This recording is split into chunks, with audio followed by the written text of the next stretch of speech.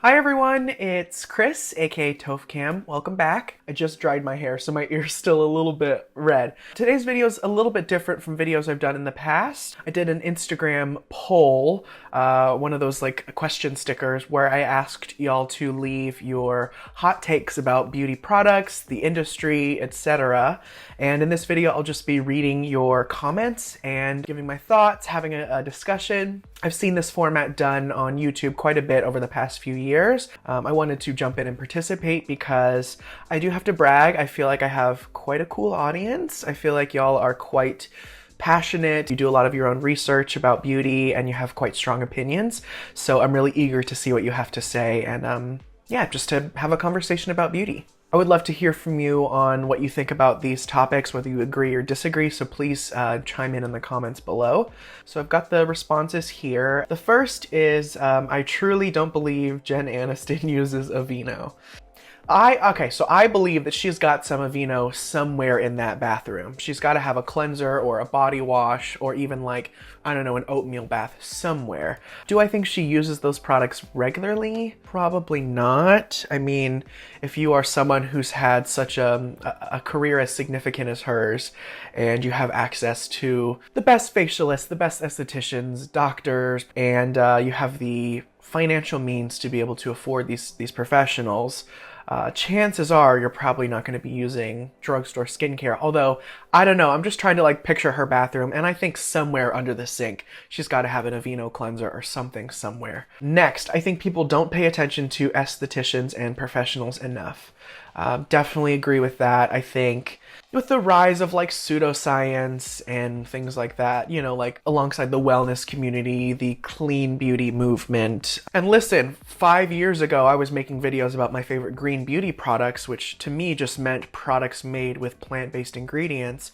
But the whole notion of like beauty that isn't clean beauty is dirty and toxic and harmful and trying to kill you. Like, I think that perpetuates a lot of environmental racism. I think it perpetuates a lot of classism. And yeah, I mean, if you think about the ingredients that are banned from these like clean beauty brands, it's a lot of ingredients that don't cost as much to formulate with. And so it means that products sold at a lower price point are probably going to be formulated with these. And to say that like this person is dirty for using this dirty product, I don't know, just doesn't sit right with me. But anyway, I think because of this rise of, like I said, pseudoscience and things like that, it gives an opportunity for misinformation to manifest. And like, I think it's great for people to have a belief system. Like for you, if like avoiding products that contain petrolatum in them works for you, great. Like, do what works best for you. But I think where there starts to be a problem is when people sort of treat that idea as like fact. And like they start to kind of push their beliefs on other people, or they push the notion that their belief is the correct belief and that no one else could be right. And I don't know, speaking on, you know, professionals and estheticians, like I personally am much more likely to listen to advice from an esthetician or a facialist than I am a dermatologist, just because I think that dermatologists really focus more on skin disease, whereas estheticians are more about skin health, and they're seeing these clients regularly, they're touching their faces, they're monitoring what a product is doing. They tend to give better product advice just because they have more experience. But if you have like a bacterial infection, obviously that's where a dermatologist is going to be helpful. But I think in terms of product advice and skincare routine advice, I definitely think estheticians tend to give better advice, more nuanced advice. So yeah.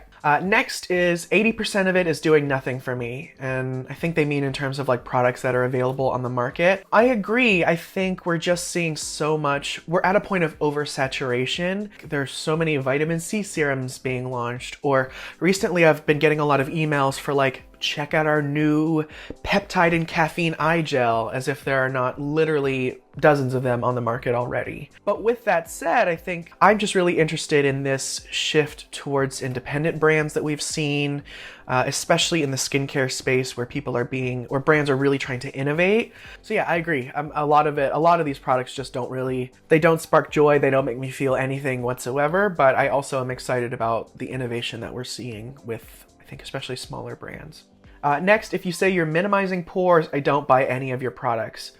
completely agree. I mean, pores are just something that are there all the time, and they can look enlarged because they're dilated, because there's a lot of sebum and dirt and sweat that's kind of building up in the pore, and or the pore wall has started to become stretched out and weak because there's so much gunk in the pores. So cleaning that out with a good salicylic, a good clay-based product, a very gentle, thorough cleanser, and then using a product like a niacinamide-based product or a retinoid that can stimulate collagen, strengthen the pore wall, and thus make them look smaller. You can absolutely do that, but you can't shrink your pores. You can only return them back to a state of homeostasis.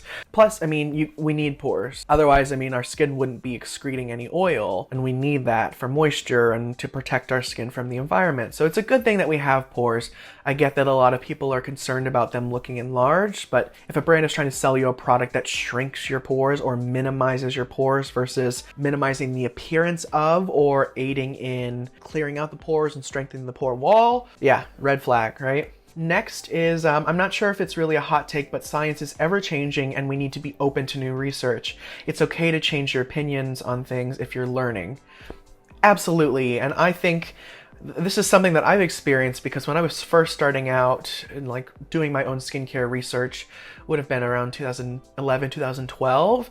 And at that time, it was a lot of Paula's Choice Beauty Bible books, Paula's Choice Beautypedia, the website. There were a few like dermatologists, and I was really only looking at sources that said fragrance is bad, essential oils are bad, anything with dyes in them are bad, can only use this type of product.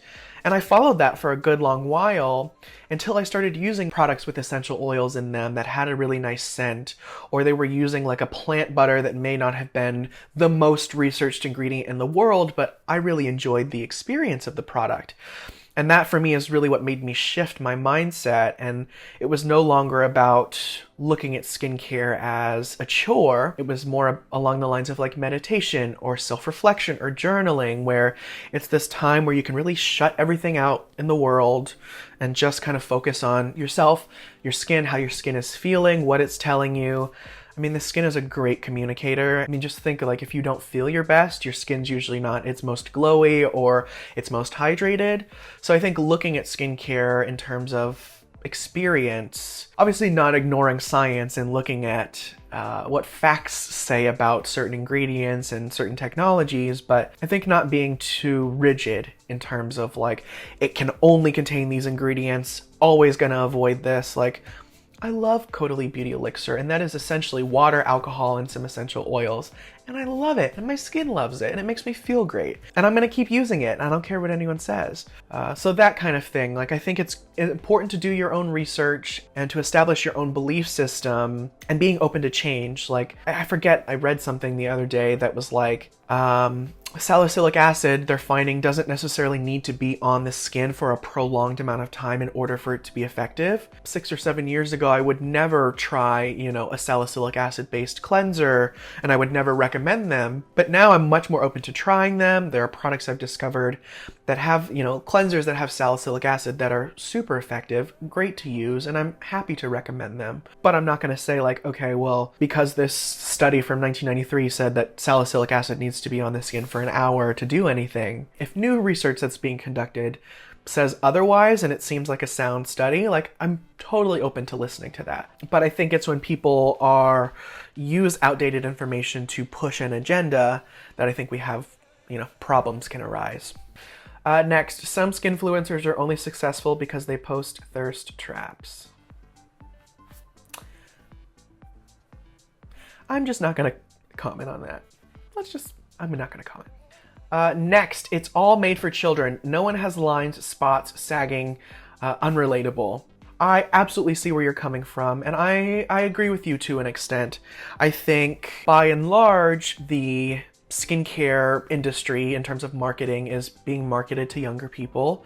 Skincare content creation and like skincare social media, Instagram, YouTube, TikTok, it's largely populated by content creators who are under 45. That's the type of content that usually gets picked up by the Instagram algorithm. I do think, though, there is a subset of the population who is over 50 who has these types of concerns. I just think the likelihood that someone who is under 45 would be making skincare content is higher than someone who's over 45 would be making skincare content. Does that make sense? Like, I think, like, yes, there are content creators who are over 50 who are making content and making really great content, and those are the types of people I like to follow because I love to see different perspectives.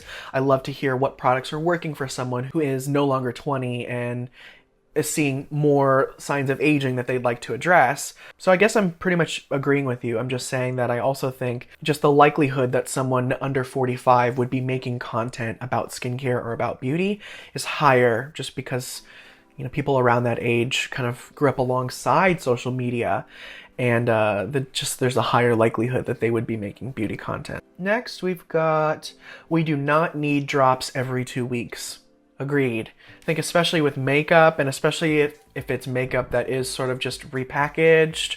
It's not to say that private label brands are bad, because I think it can be great for someone who wants to start a small business. It's easier for them to have products made when they don't have to get a custom formula and completely reinvent their packaging system. But I also think that it just means that we see a lot more products that are similar. I don't know, I feel like makeup is turning into a merchandise game, and now it's like, okay, what intellectual property have we not licensed out yet? Like, I just saw a post for, I think it's like Glamlight Cosmetics that did a collaboration with Icy, the beverage, cherry themed palette and a blue raspberry palette.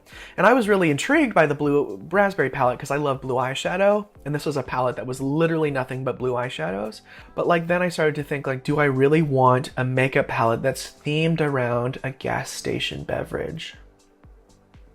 No. And I don't know, we're just seeing so many brands collaborate with like Marvel or like Game of Thrones or whatever big kind of blockbuster touchstone is happening at the moment, and then they're just fumbling it, and then the palette that they create is like completely separate from the color palette that's used in the show, or inspired by a character who may wear a certain makeup look. Like, they're not using the same types of colors. So I just think it's a lot of like, people like makeup and people like this intellectual property, let's combine them. And I don't think it works that way. I think they're two separate customers. Although I think, again, nowadays it's like, instead of buying a t-shirt, people would rather have an eyeshadow palette with their favorite show on it, you know? It just adds a lot of waste that we don't need, and especially if the product launched is not innovative, and it's just wasteful and it's pointless and it's clearly a cash grab, which is the nature of the beauty industry, but like, I don't know, it's still annoying. Okay, next, if you're not using sunscreen, you may as well not bother with anything at all. Absolutely. I sort of think of it as like, say you have this really nice set of like pure silver flatware. If you take the time to polish it up and to get it looking as shiny and new as possible, and then you just stick it out in the rain and leave it to dry in the sun, you've just completely undone all of that work that you've put in. And the time that you spend doing your skincare, the money that you've invested in quality skincare. Doesn't have to be expensive skincare, but it's not like skincare's free, you know what I mean? And really just the effort, right? Because you're monitoring your progress, you're putting in the effort every day to be consistent, and then you're going out and baking in the sun. It's like you're immediately undoing all that work. So for your sake, if you're not wearing sunscreen and you are using exfoliating products, retinoid-based products, vitamin C products, you really want to use a sunscreen during the daytime, regardless of if it's sunny out or not, regardless of the season. Like, and you don't have to be paranoid about it. I think it's just important to find a sunscreen that you really enjoy using and that works for your skin type.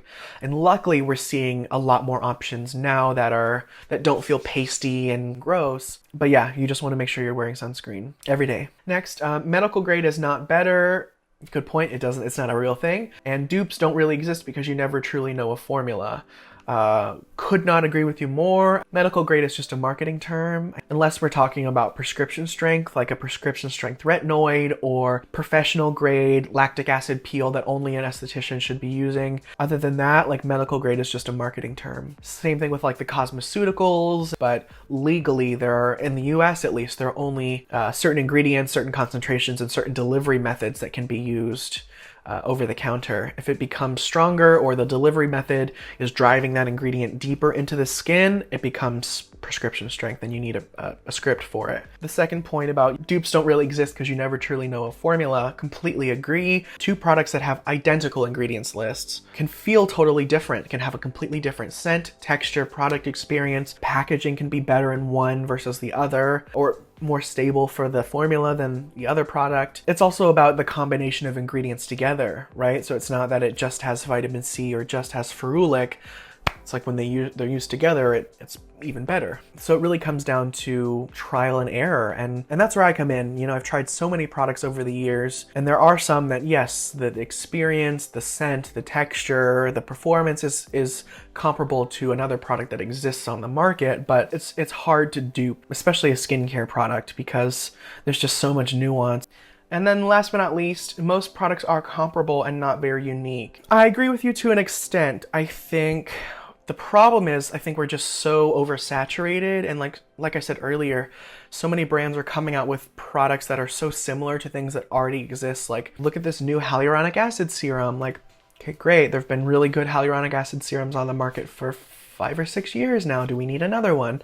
Yeah, I agree. There are a lot of comparable products, but I also think we're seeing just sort of a rise in like very innovative independent brands. But then so many of these brands are getting bought up by these huge conglomerates, like Youth to the People going to L'Oreal, and Way going to P&G, and Tula going to P&G. I just wonder how many of these brands are going to continue to get bought up by these huge companies who are really just trying to diversify a portfolio. Yeah, okay, so I think that's everything. Again, I found myself agreeing with a lot of what you had to say, because again, I just think I have a really cool audience who does a lot of their own research, which I love. But yeah, I would love to do this type of format again. Maybe you can leave some of your hot takes or your unpopular opinions in the comments, and we can pull from that for the next video. But I also think I'll probably do another Instagram question sticker. It's fun to kind of take a break from just talking about product, you know? But yeah, I would love to know what your take is on all of this. If you have anything to add, please feel free to leave it below. If you haven't, don't forget to give this video a thumbs up and subscribe. It really helps me out. And yeah, I think that's everything. So until my next video, I will talk to you very soon. Bye.